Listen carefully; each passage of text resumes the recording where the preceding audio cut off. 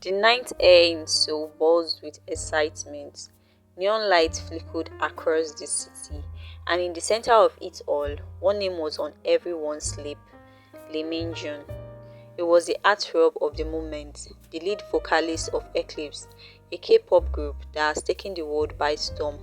Every performance, every song, every interview was met with adoration from millions of fans. Minju was living the dreams, or so it seemed. Behind the perfectly crafted image of success, Minju felt a growing sense of unease. The industry that had catapulted him to stardom was beginning to feel more like a gilded cage. The constant pressure to maintain a flawless person, the grueling schedule, and the invasive scrutiny from both the public and his management were suffocating. Something wasn't right, but Minju couldn't quite put his finger on what it was. Chapter 1: A Message from the Shadows.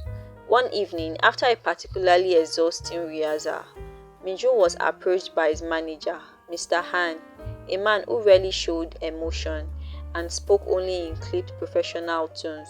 "Minju, you have a special meeting tonight," Mr. Han said, handing him a black envelope. "It's important that you attend. Don't ask questions, just go." Minju frowned. The unease he has been feeling deepened. "What's this about?" "Just do as you are told," Mr. Han replied, his tone leaving no room for argument.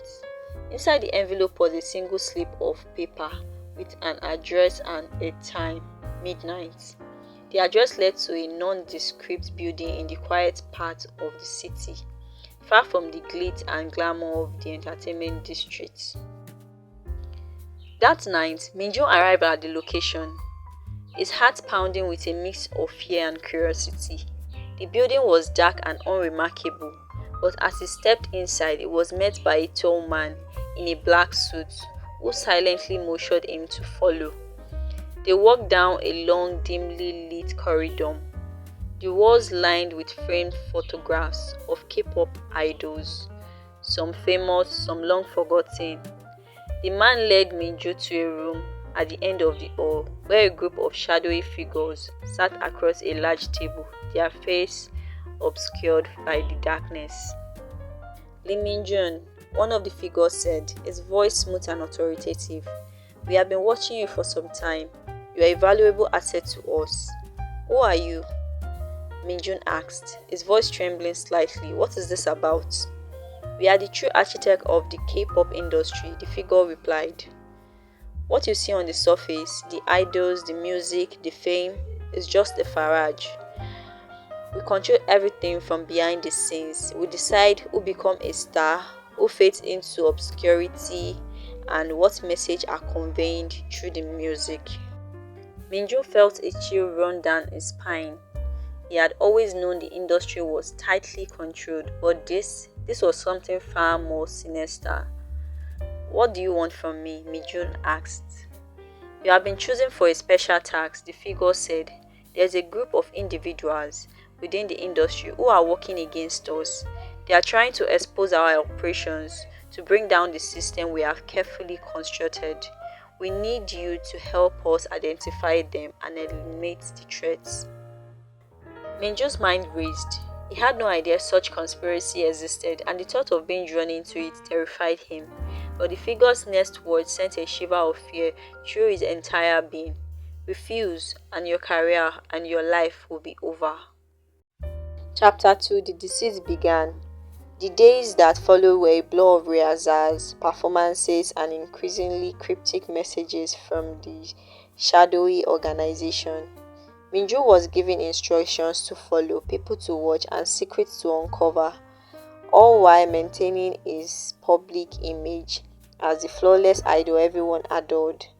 His once vibrant life began to feel like a waking nightmare.